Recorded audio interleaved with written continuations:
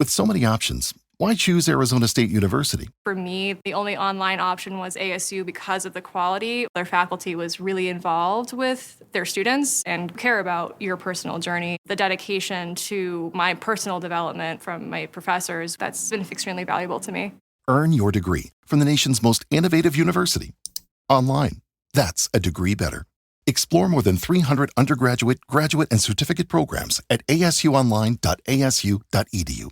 Hey, Unbroken Nation, we'll be right back to the show, but I wanted to let you know that you can grab a copy of my first book, Think Unbroken, Understanding and Overcoming Childhood Trauma, for free. If you go to book.thinkunbroken.com, you can download the PDF ebook version of the book and get everything that I know about the baseline of healing trauma for free, downloaded to your email right now. Just go to book.thinkunbroken.com to download your copy of Think Unbroken, Understanding and Overcoming Childhood Trauma for a PDF for your phone. Again, that is book.thinkunbroken.com. You're listening to the Think Unbroken podcast, and I'm your host, Michael Unbroken. I'm an author, speaker, coach, and advocate for adult survivors of childhood trauma and abuse. In this podcast, you will learn how to transform your trauma into triumph, turn breakdowns into breakthroughs, and go from victim to being the hero of your own story. You can learn more at thinkunbrokenpodcast.com. And of course, check us out on Apple Podcasts and Spotify at Think Unbroken Podcast. We live in a time in society right now where I think that emotions are at the forefront of the conversation. So many of us struggle with emotions. So many of us don't know how to name emotions. But predominantly, this one emotion keeps coming up more and more in the social structures of the society that we're in, and that's anger. Bronwyn, you are an expert at anger. You know it better than probably most, and you've been able to build a career in helping people expose and diagnose anger to be both a tool and a cathartic healing journey for them in their discovery of that emotion. With that said, why should anyone listen to today's show? Wow. Yeah. What a question. So I actually became a therapist because, this is a second career for me. I was desperately in need of a good therapist. And when I say good, I mean like a good enough. And I couldn't find that. And I remember sitting in one of the many therapists' offices on their couch, thinking to myself, Bronwyn, you are hardly functional right now. But I still think you would make a better therapist than this person. And so that was part of my healing journey from that particular depressive episode that was very, very severe, is going back to school, getting another master's degree, getting my 3,000 hours and becoming a licensed therapist. But looking back now at all of that, at that depressive episode and the subsequent one after that, that even lasted longer, all of it, I see that the common denominator was suppressed, or what I call dissociated anger. And I started connecting those dots actually as a therapist, seeing in my clients their depression and anxiety. And I see a lot more anxiety than depression in general, their mania, their psychosis.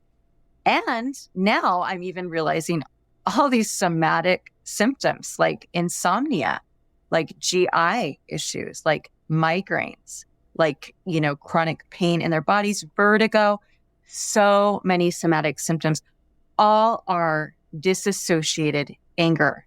And so I like to say that anger, it's invisible like other emotions, but it doesn't mean it's less real. I believe it's as real as the laptop I am talking to you on right now, Michael. And it doesn't just evaporate when the thing happens that causes the anger. It actually lives in our bodies. And I believe it stagnates in our bodies and it makes us sick. Thus, the mental illness and the somatic symptoms. Can you define dissociated anger for us? Yeah. So we dissociate when we don't want to acknowledge the anger, when we don't feel maybe like we're entitled to feel angry because maybe we grew up learning like, don't be angry, that's bad, right? Or we saw a parent where their anger was just always violent or verbally violent. And so we maybe told ourselves, don't be angry. That's bad. That's dangerous. But we learned in some way to have a dysfunctional relationship with our anger. And, we all have anger. So I don't like the term angry person, because I think that's like saying breathing person. We all have anger. So there's no such thing as an angry person, just like there's no such thing as a breathing person. We're all humans. We all have anger. But what matters is our relationship to our anger. And if we have a dysfunctional relationship because we associate it with being ashamed, like a shameful thing, or being abandoned, a lot of us have learned not to be angry because when maybe we went through the terrible twos, and we started saying no and having boundaries with our parent, we got the silent treatment. And so we still to this day associate any of our own assertiveness, our own anger with abandonment. So it could be completely unconscious, but it's there. And so we have learned to historically dissociate from that anger. So it just means we're not naming it, we're not acknowledging it, we're neglecting it. Yeah. And I feel like that feels so commonplace, right? Because, and then you have this interesting juxtaposition of in this dichotomy where it's like, especially for girls, I'll speak from third party because I'm not a woman, but what I've observed and what I've seen is young women and girls growing up, they're shown that anger is this really gross, dark emotion that is about, hey, if you're angry, you're not being ladylike. And then growing up boys, like we're told, use anger, be angry, leverage it. And then when you use it, you're a powerful man. And then there's this further dissociation between anger and power, where I see a lot of, and I was this way as well when I was young because I was so hurt. Like I used my anger, which led to violence, which I thought was power, which is exactly the opposite because it's actually really weak. Right. One of the things I spend a lot of time talking with in regard to my clients is control your emotions, control your life. But when you're shown from the youngest age that there's no space for your emotions to even exist, you don't even get the place to acknowledge them to start with, right? Which is what you're talking about in this dissociation. Talk me through kind of like the timelines. Like if I were to want to pinpoint why someone maybe is angry today, has major anger issues, has these dissociative experiences, the GIs, the headaches, all of the things that we're talking about here, let's talk about how that's ingrained from childhood, what looks like, and what some people might have been exposed to. Yeah, from intimacy, or from infancy. I was going to say from intimacy, that too. Totally. Yeah, so pretty much from the time we're born. So I agree with you that there are different standards for different genders, where little girls are taught not to be angry. And so some of my clients who are women, they cry and I'll say, are those sad tears or are those angry tears? And they're like, oh, those are angry tears. I'm like, okay, so you were allowed to have angry tears because that wasn't too threatening to the parent, right? And then little boys weren't allowed to have tears at all. No sadness, no, their vulnerability wasn't tolerated. And so all they could have was anger. And so there's this, dichotomy, this discrepancy there. And so I think we bring that right into our adult lives. But also, again, like if we had a parent whose ego strength wasn't so great, which most of us did, unfortunately, and they did threaten abandonment when we showed anger, then, or, shame us when we showed anger or whatever, those are what I call imprints in our little brains that create a template that we carry with us unconsciously the rest of our lives until we become consciously aware of that template and we unlearn it. We have to consciously unlearn it. But you said your phrase is control your emotions or control your feelings, control your life. I want to talk about that a little because that word control, I think I have a little bit of a hard time with. I think I know what you're saying with it, but in general, we use the word control. When I think of someone saying control your emotions, I think don't show any emotion, right? Like just keep it all inside. So I wouldn't use the word control. I would say maybe master your emotions. And when we name our emotions, when we are aware of them, when we give them names and when we speak them out, like, hey, Michael, I'm feeling kind of frustrated. We said we were going to meet at 9 and it's 9:20. What's up? So when I'm naming it, I am mastering that emotion. That's how we master our feelings, is we name them and we give them words. If we don't name them, if we don't give them words, those emotions master us. Yeah, entirely. And for context and clarity, same, but different, right? What you're saying, what I'm saying, same thing, different terminologies, different phraseology. Yeah. But ultimately that came from a place where one day, and this was in my personal journey, I realized like my emotions were running amok. Like I was because I went from this person of zero emotional capacity, other than violence, which I thought was an emotion, which obviously I've come to find is not, right? And I mean, physical violence, emotional violence, mental violence, like it was very, very dark for a long time. In fact, I'd learned to shut off, right? Because for 15 years, I didn't cry. I didn't cry when my 3 childhood best friends got murdered. I didn't cry when my grandmother died. I didn't cry when my mother died. I didn't cry when there were breakups. I didn't cry ever because I was so shut off. Then I opened the release valve through the coaching, the therapy, the personal work, the journaling, the meditation, the yoga, all of the things. And then suddenly my emotions were like this fire hose that were just spraying everything and everyone at all times. And so it's interesting because there was this pendulum swing. And I think to get to normality and baseline, the reason I use the word control is because it's about being mindful of it, right? Yeah. When I learned about the 90-second rule, like that changed my life forever because I was like, oh, I don't have to be this emotion all the time. And I can sit in baseline recognizing that there's this dissipation over time. I want to go a little bit deeper into something here because we were talking about what it's like in childhood, because I really want to sit in this space just a moment longer. It was a question that I had. I found that causation and correlation for me as an analytical person, probably more so than I care to be at times, has led to this place where if I can have a foundational understanding and a framework of looking at why something actually takes place in my life, then that gives me the power to actually move through it and create a game plan to be able to overcome it or to heal it or to grow it or whatever the thing is, right? Yeah. One of the reasons that I'm going to say what I say is because I know that I'm not the only person who has experienced this. Obviously, we're a podcast about childhood trauma. Growing up, one of the turns of phrase that I heard more than anything that I believe is actually the cornerstone to me shutting off emotionally that I think a lot of people go through is, if you don't stop crying, I'll give you something to cry about. Mm-hmm. I see kind of the reaction on your face here. If you're listening, you're not noticing. What comes up for you in that and this pathway to anger? Yeah, I am having a reaction to that. I know many people have heard that. That just, I'm feeling just disgusted.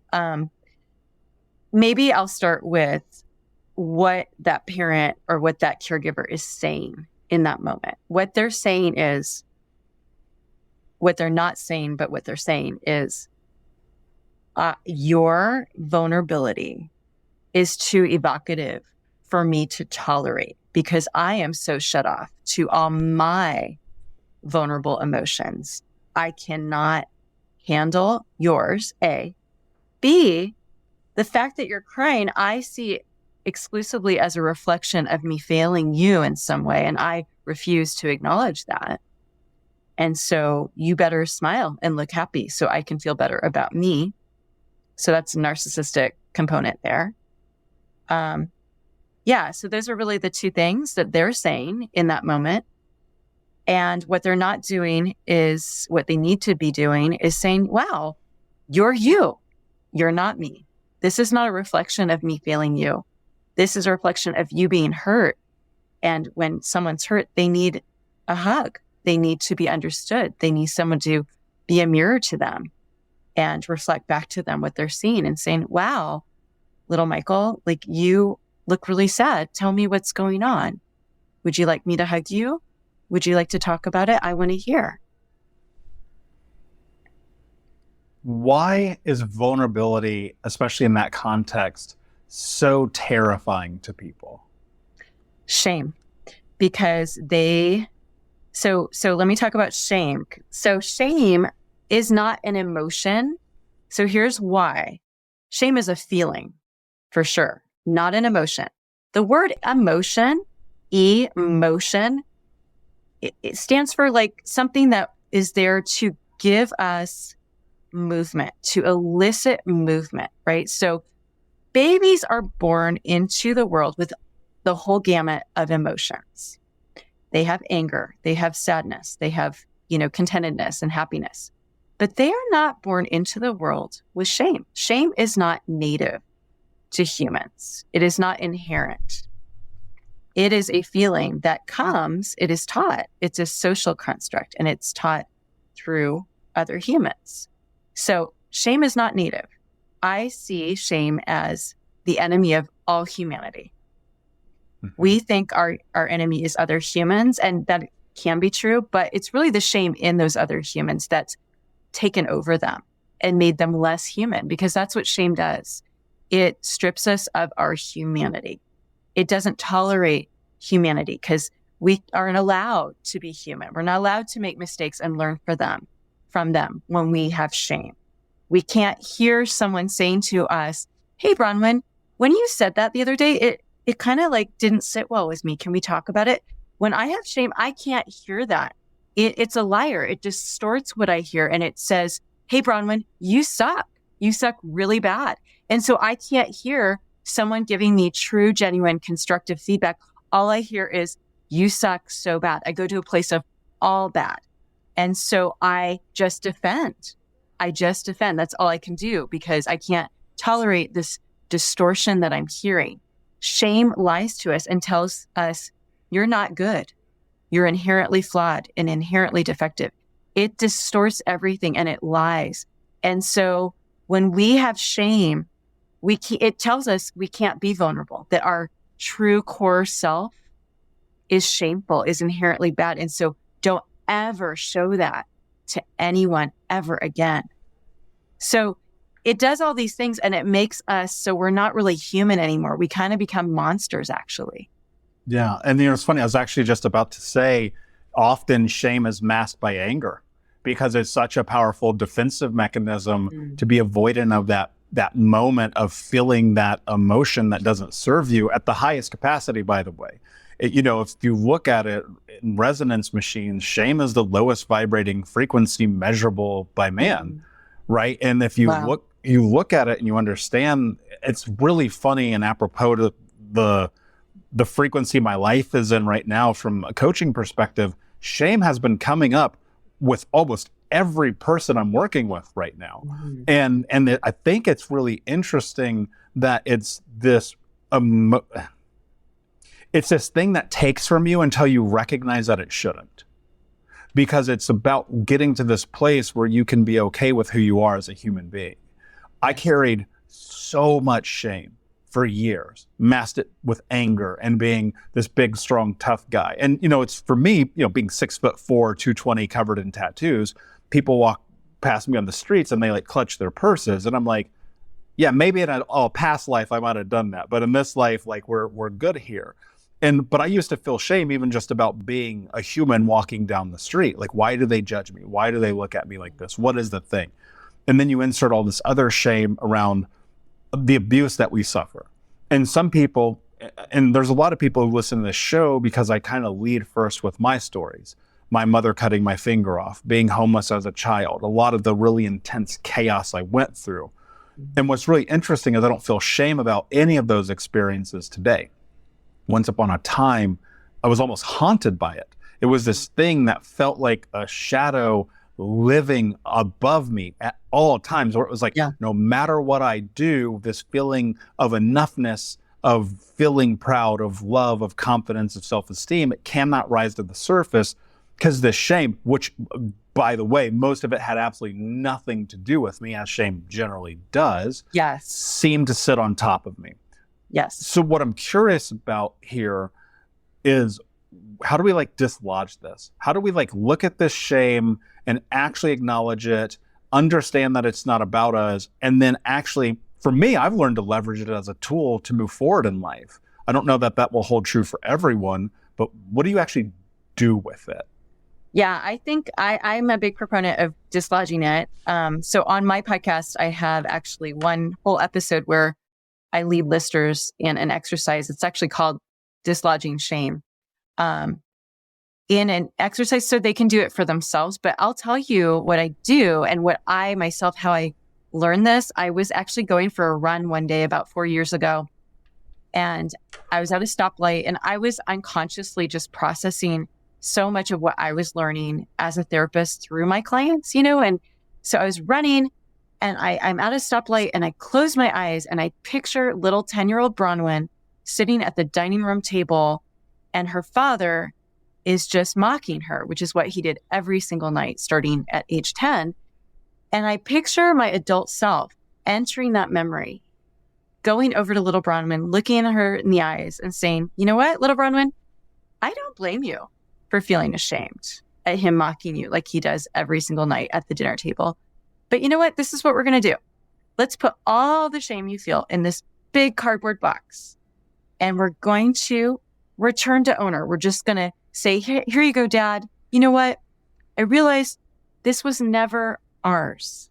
This was never ours. This has always been yours. And we're going to return to owner right now. Do with it what you will. But it's not ours.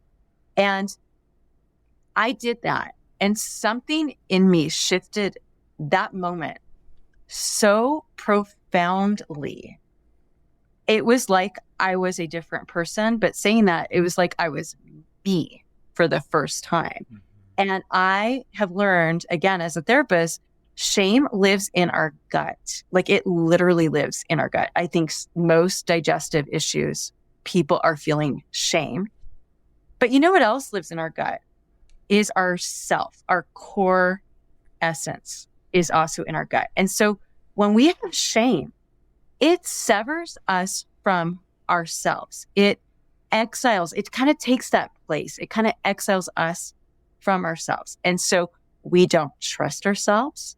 We don't believe inherently that we are good, a net good, not perfect, but good. We don't believe that. And we don't trust ourselves. And we end up not being true to ourselves. We betray ourselves. And here's the thing. Humans need to believe that they are good. They absolutely need to believe that. And if they don't derive that internally because there's shame, they will become enslaved and addicted to something outside of themselves that gives them the impression that they are good. So it could be how I look, my appearance, my sexuality, my ability to attract people. It could be my fame, my recognition, my money, my success. It could be all those things. And those give me back that reflection, that mirror that say, you are good. But they never satisfy because I know truly that's not really me. That's not my core. And so as good as it might feel for 5 minutes to get an accolade, to get recognition, to have someone be attracted to me, it only lasts for a very short window because I know intuitively that's not really me that person is recognizing or finding attractive. It's not really me. And so we also are easily manipulated by people who will give us that reflection of our goodness in order to get something from us, to derive something. And we end up betraying ourselves. And then that begets more shame. And so we just are exiled from ourselves. And so when I was able to expel that shame from me, and I had to do a few more exercises in regards to my mother when I was younger in life. But that day, that big chunk of shame was dislodged. And it was like I was able to finally connect to me and finally start trusting me. And, after that happened, like maybe 6 months, someone I knew actually tried to gaslight me. They actually devalued me and they gave a whole list of things. And I sat there, and in the past, I would have taken it all in. I would have been like, oh my God, it's true. I'm horrible. But I was able, it was like I had this objectivity just sitting there. And I was like, the whole time I just had a smirk on my face, and I was able the entire time to go, oh, I see what you're doing. You're trying to shame me because you want me to believe all this. But the truth is, we both know this actually isn't true. And we both know what you're doing right now. And I had never had that objectivity in my life. So it was like I was shame proof in that moment. Yeah, that's so powerful. And, a big part of what I hear there is like, especially in this moment, you're having this run, there's a moment of processing and letting go. And I've had that moment too, where you finally come to awareness where you're like, this isn't my responsibility. One of the things I constantly talk about with my clients is trauma is like owning a house. And you go outside every single day, and in your front yard is this trash. You don't put the trash there. And for a period of time, you're going to walk over that trash. It's just gonna be there. You know it's there. You're cognizant of it being there. Maybe you're not fully aware, but in the back of your mind, you're consciously aware. And then one day you go, oh, wait a second.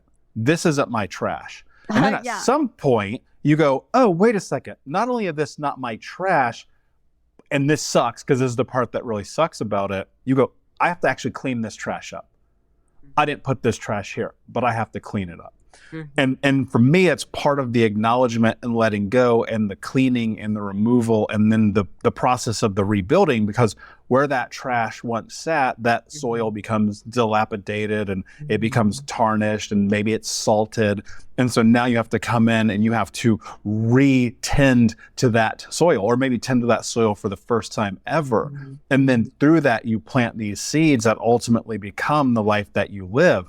And that's this process of creating yourself and getting to that place, which you're talking about, of allowing yourself to live, allowing yourself to exist, to be who you are without the shame and judgment of who you are. And what's so hard about that, it almost is like a light switch, because I vividly remember this moment in my 20s, my late 20s, where I was like, you know what, fuck this.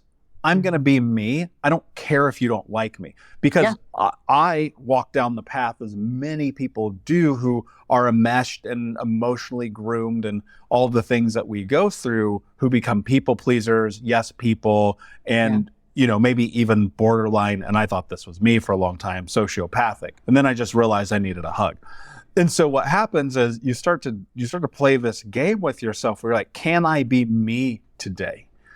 The most difficult element, though, of the being you is to reconcile the shame that you have that actually starts at 10 years old at the dinner table through the mocking and the criticism. Mm-hmm. And this is my personal view on it. The cuts, the scars, the burns, the surgeries, the abuses, the physical things that I went through pale in comparison to the criticism. The less than, the you don't matter, the you're not important.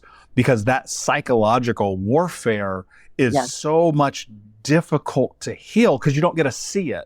Like I can look at my finger and I can see where the skin has healed, where I had the 5 surgeries, where, even though it's discolored, like it's still there and I can visually put my eyes to it. You can't visually see the emotional wound. Yes. So let's walk this path a little bit deeper, right? Because there was a masking that I brought up earlier of the shame with anger, because it was like, if I cover this with anger, nobody has to see me. How do you become you? Like, how do you become you and allow yourself that process of letting go? Like, what is the mind game we're playing with ourselves here? Yeah. So I think, you give back the shame. And the thing is, as a child, children do not have objectivity. And first of all, I want to say shame I see is the residue of all our childhood trauma. And when I don't think I love the word trauma right now, because so much of that comes from neglect. And most people don't associate just neglect with trauma. They associate, like what you're kind of stipulating right now, is the actual physical abuse. They're like, okay, that's trauma. I just, experienced neglect, but neglect is, like you're saying, neglect sends the message you don't matter, which is exactly what you're positing right now. You're saying that was the most hurtful of everything. It wasn't the abuse. It was the you don't matter. And so, but all of that neglect, all of the rejection, all of the emotional abandonment, all of the abuse, the residue of all of that is shame, because that child thinks, oh, the reason I don't matter is because I'm defective somehow. And so we don't have that objectivity as children. And so when I do that exercise, where I went back and helped little Bronwyn see, no. The shameful one right here is him, not you, right? And we can do that for ourselves. And that's how we integrate with our inner child, is we do that. So on my podcast, I walk listeners through what I call an integration exercise where, whatever our trigger is in the present, triggers are great for leading us back to those early imprinting memories. So for me, I'll give you an example. So a big trigger for me has always been when I'm talking to my husband and he looks away while we're talking, where he doesn't maintain eye contact. And I know that's my trigger. So let's say that happens. Let's say like an hour later, I'm able to reflect on it and process it. And I just sit there and I close my eyes and I imagine he's doing it right now. And I just let myself feel what I feel in my body. So again, I'm probably going to feel shame in my gut, but I might feel something else. But whatever I feel, I focus on that sensation. And I now let my mind just float back passively to the first time I ever felt that same sensation in my body. And that will lead me to an imprinting memory. So for me, mine is when I was very young, like 3 years old, and my mom just never made eye contact with me. She never showed any concern. She never looked at me. She never listened to me, just like very severe neglect. And, I picture 3-year-old Bronwyn, and I picture that I go to her, I look her in the eyes, I get on her level, and I say, little Bronwyn, I know that when your mom never looks at you or shows any interest or concern or listens to you, that you feel like you're not important, like you don't matter. That makes complete sense. And I see why you feel that. But I'm here now, and I want you to see what I see. And I need you to know that the reason that she is neglecting you so chronically is not a reflection of you, little Bronwyn. It is 100% a reflection of her. It is a 0% a little Bronwyn problem. And it is 100% a mom problem.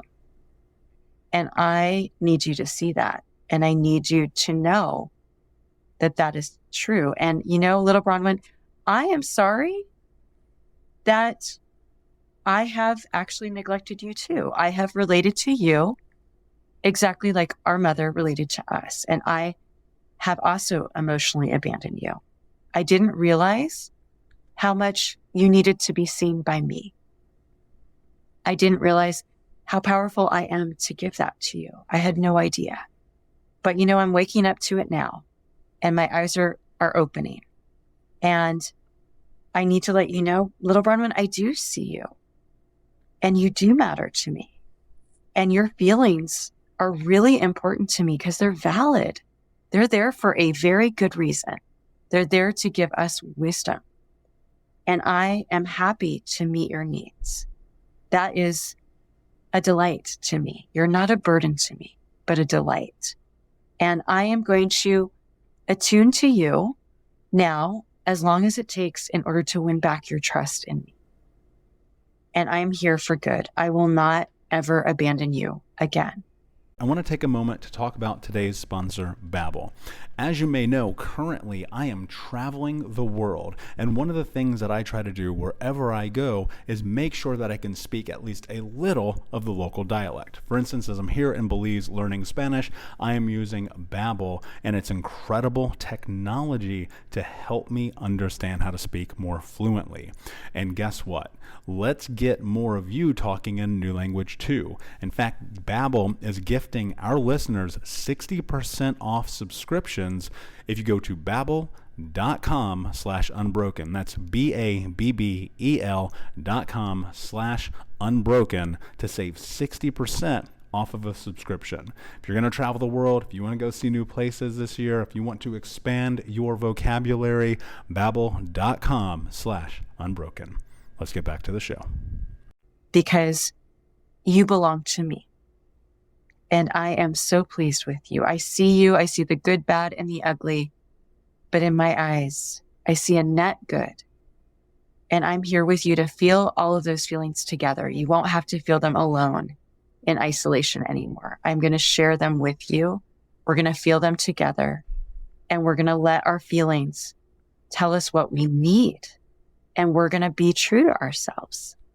And we're going to trust ourselves because we're not alone anymore. And so then I imagine that I take little Bronwyn by the hand and I walk her right out that front door of that house. And I look at her and I close it firmly behind me. And I look at her and I say, look, little Bronwyn, we're out here now in the sunlight where everything is clear. And we have each other now. And it's a new day for us.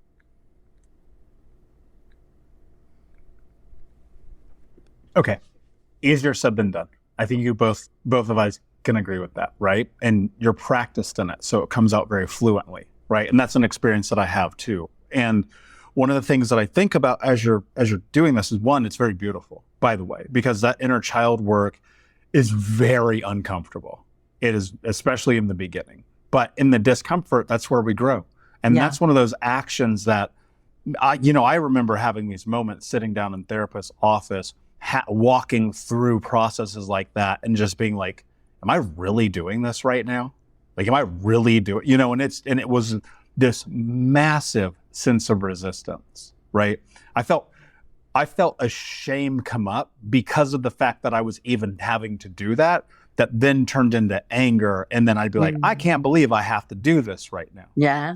What I'm curious about, because I look at communication, especially internal communication with ourselves, as this framework for creating the space to allow ourselves to sit in discomfort. But I know that people who will listen to this, some, I can't speak for everyone, may feel this immense sense of anger towards themselves, where they're not even going to allow themselves to walk this path, where the resistance to the idea of an internal dialogue being kind might as well be telling them to go build a rocket ship and land it on Mars. Yeah. What do you do with the self-anger? What do you do with the self-hatred? Yes. How do you sit in those things to walk the path to a narrative of communication that is actually healing when every day you're starting off with, I hate myself? Yes. So self-contempt and self-disgust is shame. Those are all the same thing. Those are just different facets, different terms. They're all the same. So yes, I think that's a really good point. Before we can get to that place, a lot of us need to see the shame where it came from and give it back. So we can get to that place of vulnerability in order to do that exercise for ourselves. So we do that by just getting that objectivity for ourselves. Just saying, you know what? Who was shameful here? Who was shameful to mock a child every night at dinner? Who was shameful to neglect a child so chronically every day? Who's the shameful one? Whose job is that? Is that the parent's job versus the child's job to somehow, perform for the parent, to win their attention when they're just a little toddler? No. So we can definitely do that through all of that. We do need to be at a place where we're going to be able to give the shame back to the parent, even in our imagination. We have to be able to differentiate from our parents. Not everyone is, wanting to do that, but we have to. In order to integrate, we have to differentiate. Those things are two sides of the same coin, right? So if we're going to integrate into wholeness, we have to differentiate from our parents. It doesn't mean we have to end our relationship with our parents necessarily. For me, I did have to do that, but it's not necessary for everyone. But we do have to have the objectivity to at least get angry and say, you know what? That wasn't okay. Does it mean we need to confront the parent? Not necessarily, because sometimes that would just be counterproductive entirely. but we need to be able to get angry for ourselves on our own behalf and say, oh my God, what the hell? What the hell was that? Why did that happen? We need to be able to do that. That's where anger is key, because we cannot differentiate without the anger. Mm-hmm.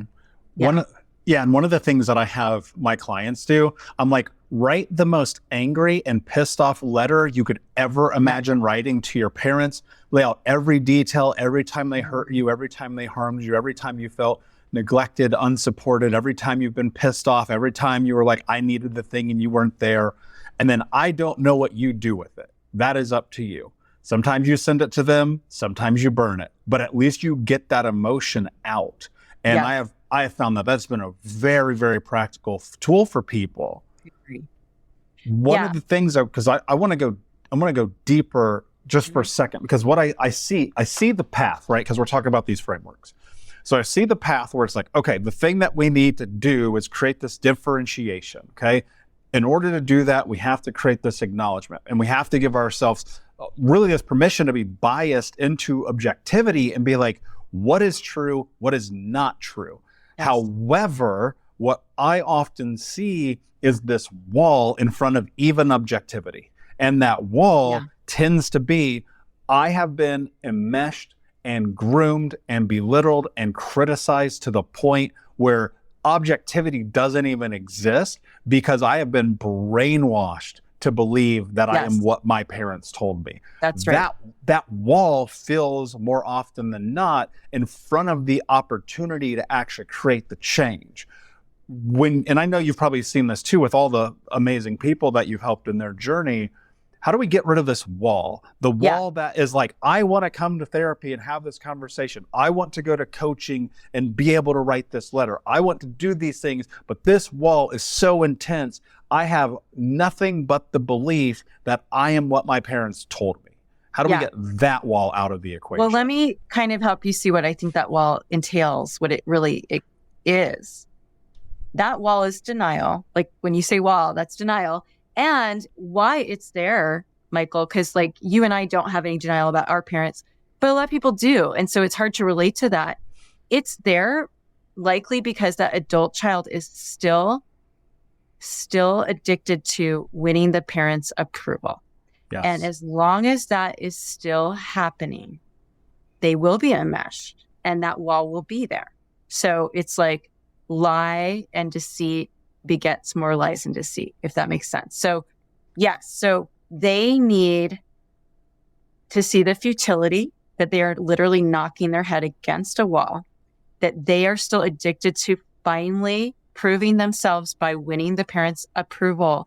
They need to see, oh, this is futile.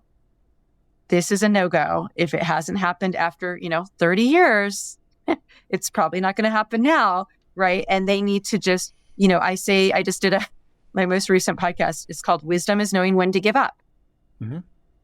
It's time to give up. It's time for me to give myself that approval. And so again, that's another integration exercise. We give ourselves that approval that we have been seeking our entire lives desperately from the parent.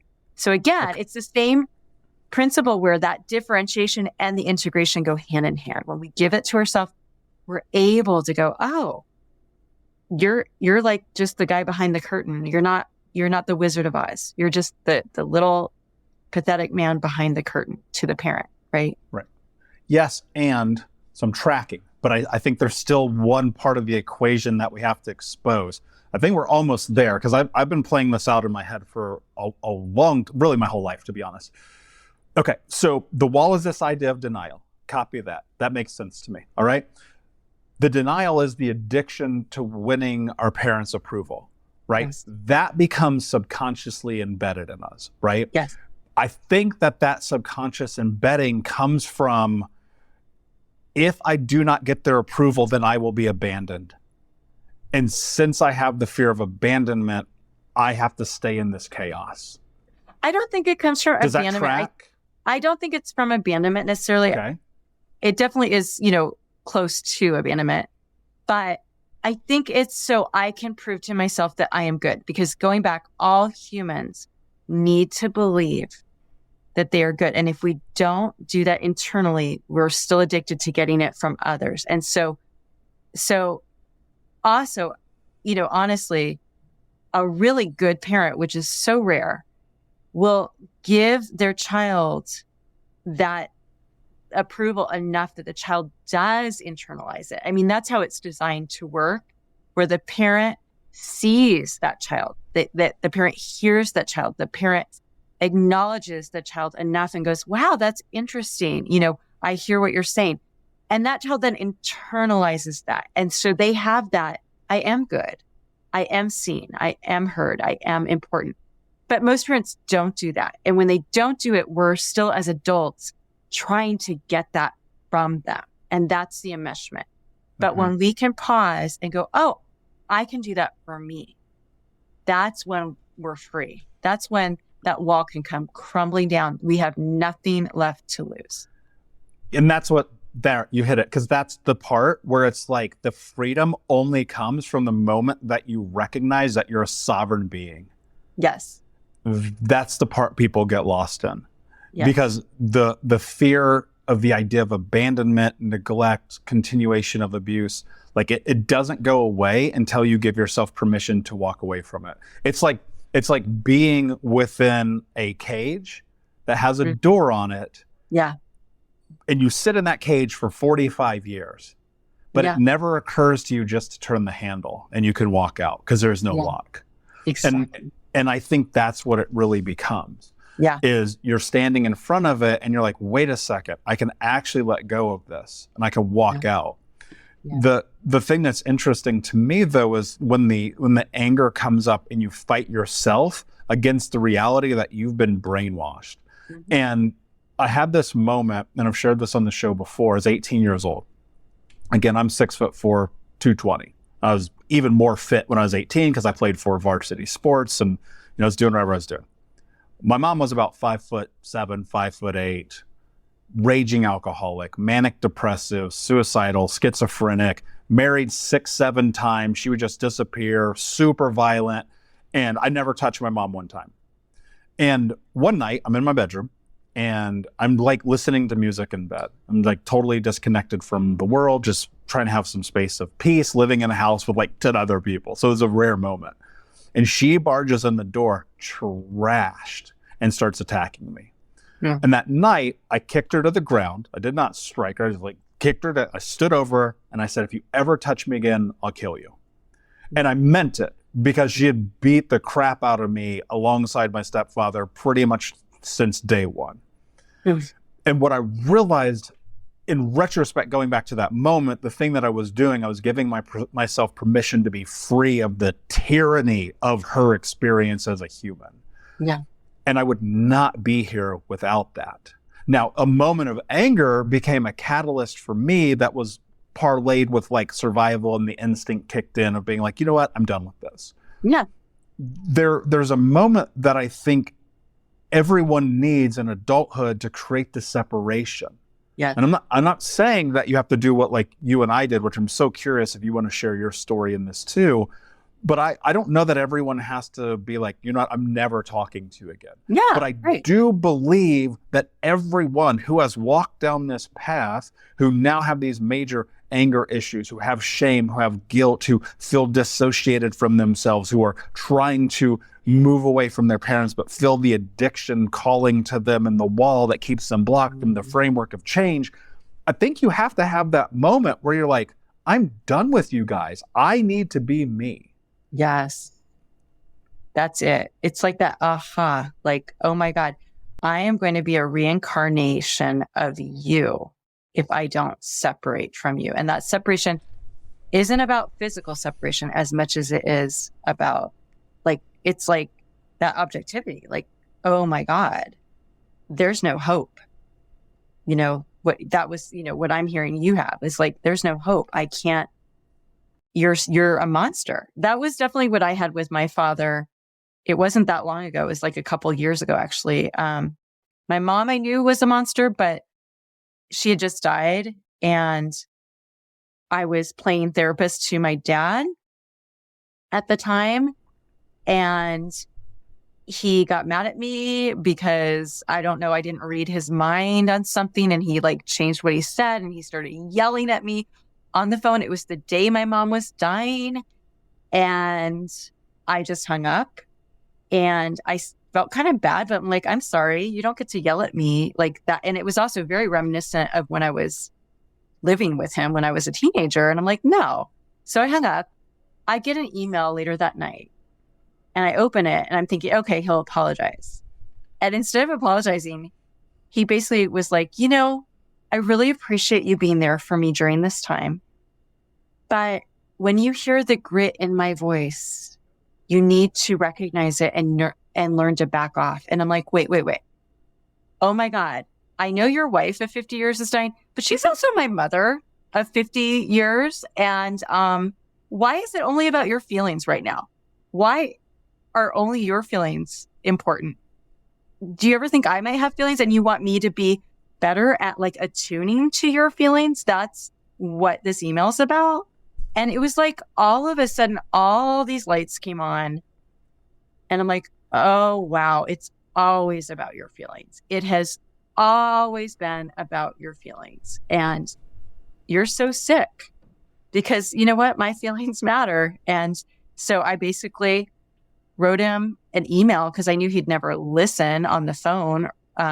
So I wrote him a bunch of emails and just saying, this is the pattern in our entire life. Like, this has been the pattern. It's always about you and your feelings. It always comes back to you.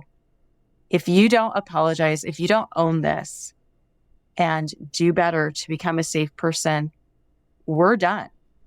And he didn't apologize. So we haven't spoken in a couple of years now, and we probably never will again. And I'm fine with that. And the longer it's been, the more fine I am, because the more objectivity I have.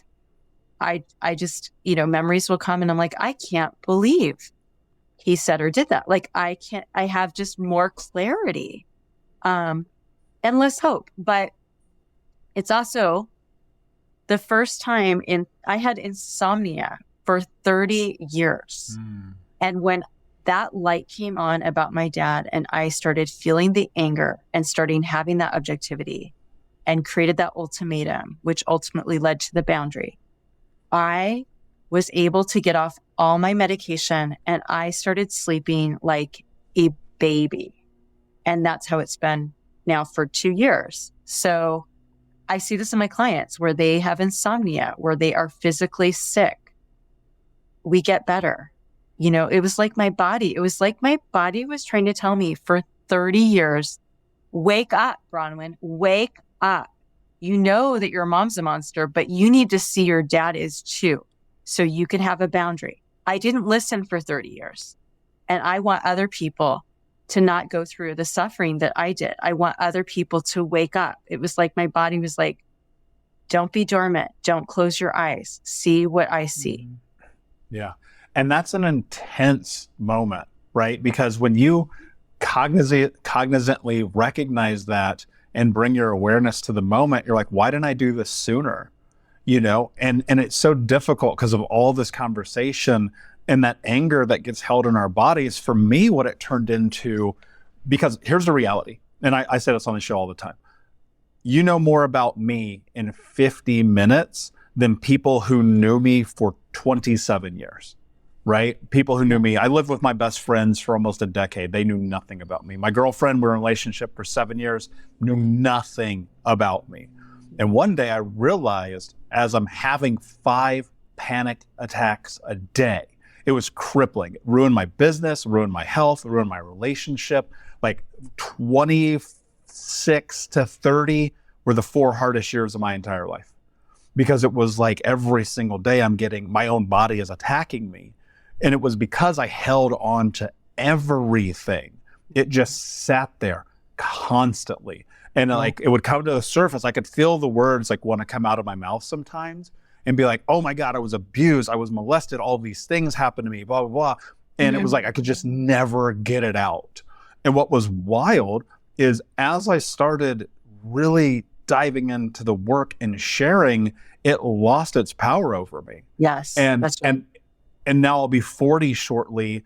Since I was 30, I've had 1, maybe 2 panic attacks, right? in a decade, and they've almost completely dissipated because it is your soul screaming at you. It's like, yo, you've got to deal with this stuff. Yes.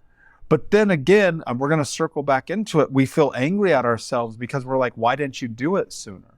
And one of the things that I always try to remind people is like, the timeline's the timeline. It takes awareness to get to the moment of dealing with it. But then once it's in front of you, now it becomes responsibility. One of my beefs, and we're going to go here because we have a bit of time, is that I have found I'm going to get so much trouble for this. I already know. The vast majority of therapists don't know how to actually help people. No, they don't. And you are a therapist, so I'm going to give myself a get out of jail free in the context of this conversation, but I know I'm going to get the emails. It's michael@thinkunbrokenpodcast.com, by the way. Bring him on. So my experience was that the vast majority of therapists don't know how to help people in part one, because the human experience is far too complicated for people to actually understand when you get into the nuance of the individual. And you're given these blanket approaches to be able to help navigate the experience. And two, because they're still fucked up themselves. And it's two. It's two more than anything. Well, let's go into it, right? Because I know that you have this moment where you're sitting in therapy and you're like, I could do this better. That was my experience in coaching. I was like, I can do this better. Mm-hmm. Track that for me. Where are the therapists missing the boats? What do people need to be aware of? Are there services like BetterHelp that aren't actually beneficial? Again, I'm going to get flamed for this. It's fine. But tell me just from your experience, because you had the same thing I had, where I was like, I could therapy myself better than this guy. Why am I here right now? Yeah.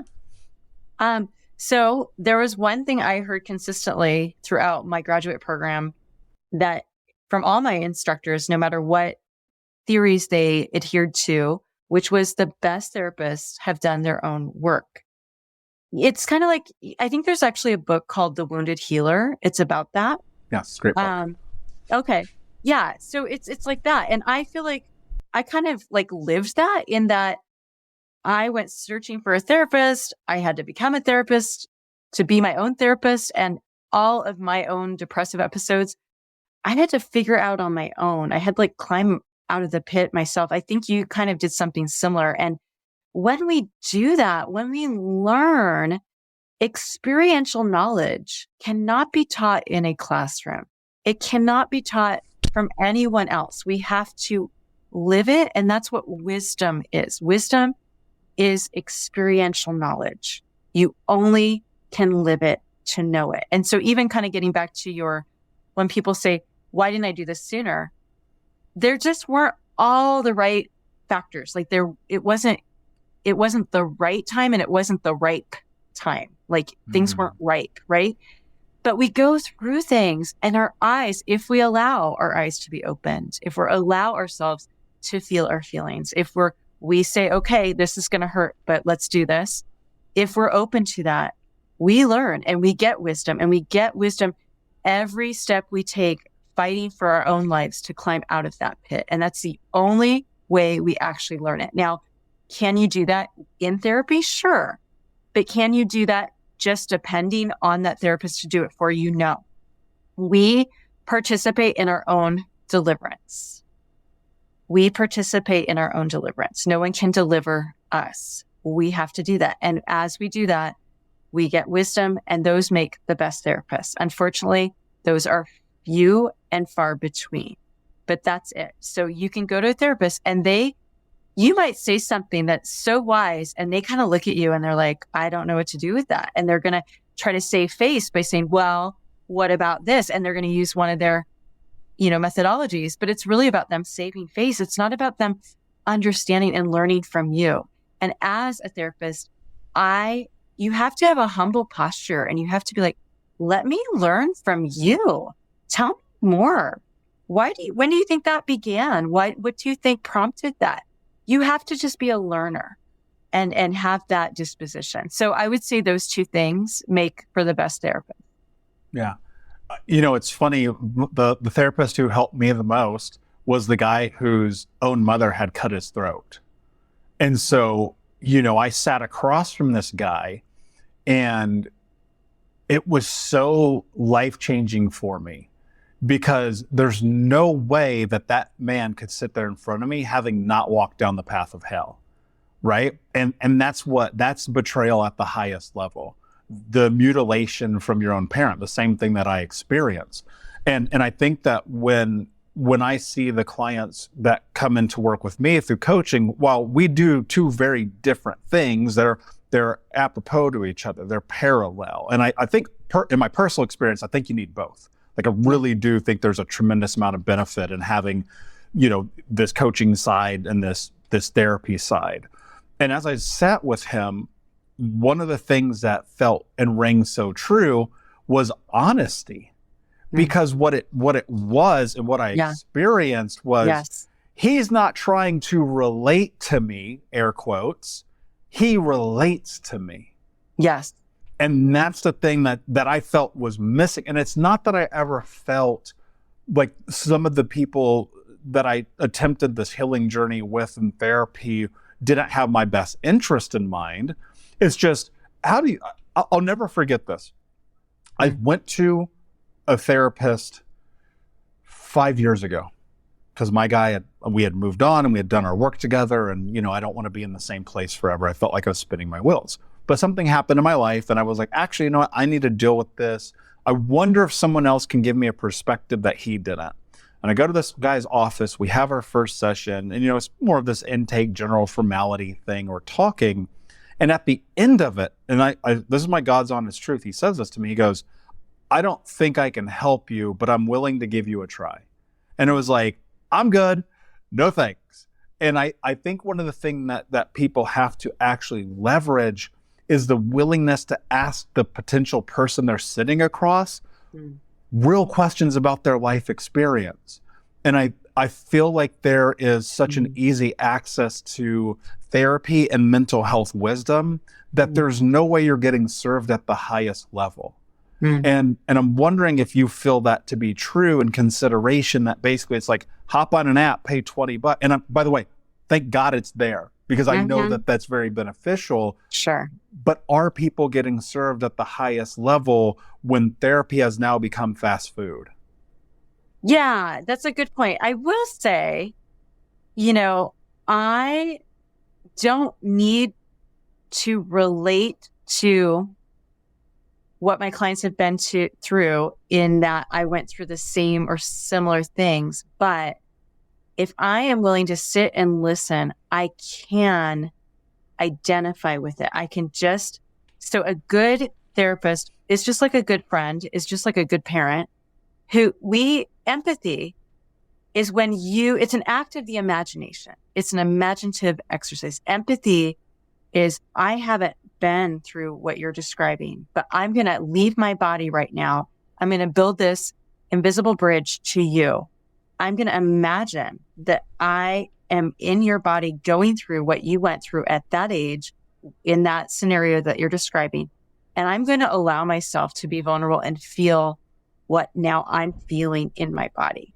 So I can relate to you. I don't have to have lived through anything similar in order to really relate to you. But if you don't know how to do that, it doesn't matter what you've been through, what you haven't been through. You're not going to be a good therapist. So you have to really cultivate that empathy. And that, again, takes a humility. It takes a willingness to be vulnerable and feel things that maybe, are going to be hard to feel. Yeah. And I think that's called being a human, and I think that, and I think that we can forget. I mean, even, in my own experience coaching thousands of people, even I have to bring myself back into that and being like, wait a second, even though we can sit in this analytical process and then carve the path and look at the roadblocks and the obstacles and here's the end goal in mind and all of the things, it's like there's still the human element to it where it's like, let's relate, let's connect, let's talk deeply about truth. And in that hold the space where if you can expose shame and guilt and sit across from someone and talk about your anger and look at the way it's impacted your life and make a decision to take a different path and sit there within the context of an environment that allows for it, which I don't care what social media says. You're not allowed to be a human outside of the realm of very finely tuned containers, because generally speaking, it's frowned upon, even in light of what we are being spoon-fed online. And if you can do that and you can sit in these containers and have these difficult conversations, holy crap, will your life change. And so I want to say thank you for sitting in this container with me today. It's been a really beautiful and wonderful conversation. And I know that people are going to get a ton out of it. Where can people find you? Where can they learn more about you? Where can they connect with you if they want to walk down a path with you? Yeah. So my podcast is where I would channel everyone.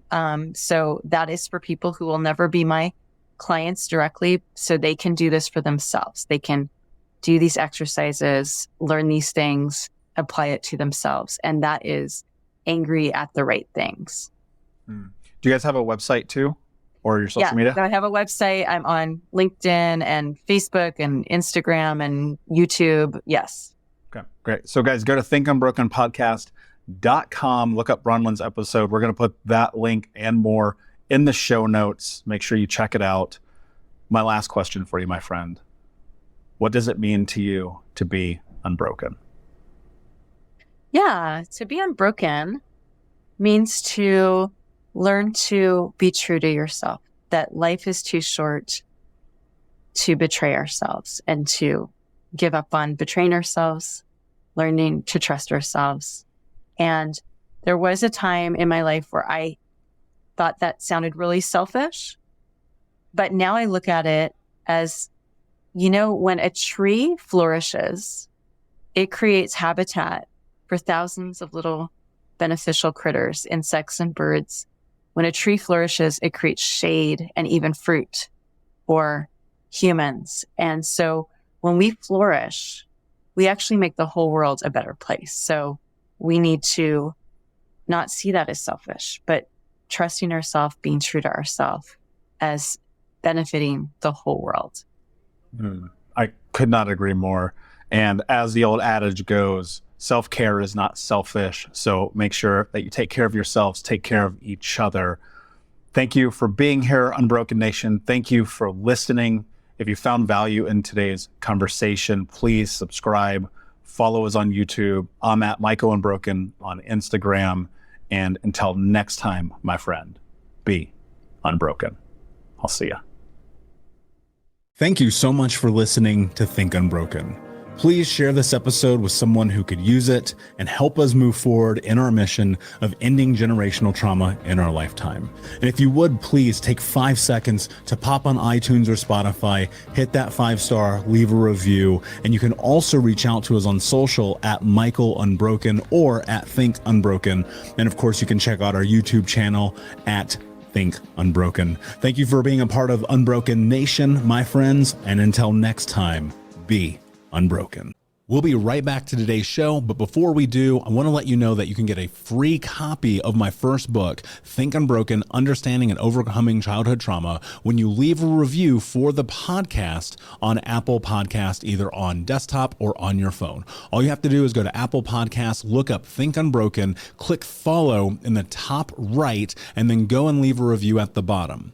And when you leave that review, screenshot it and send it over to book.thinkunbroken.com, where you can upload your contact and mailing information, and we will send you a free copy of this award-winning best-selling book, absolutely free, including shipping. Just go to book.thinkunbroken.com to upload your screenshot review from Apple Podcasts for the Think Unbroken podcast.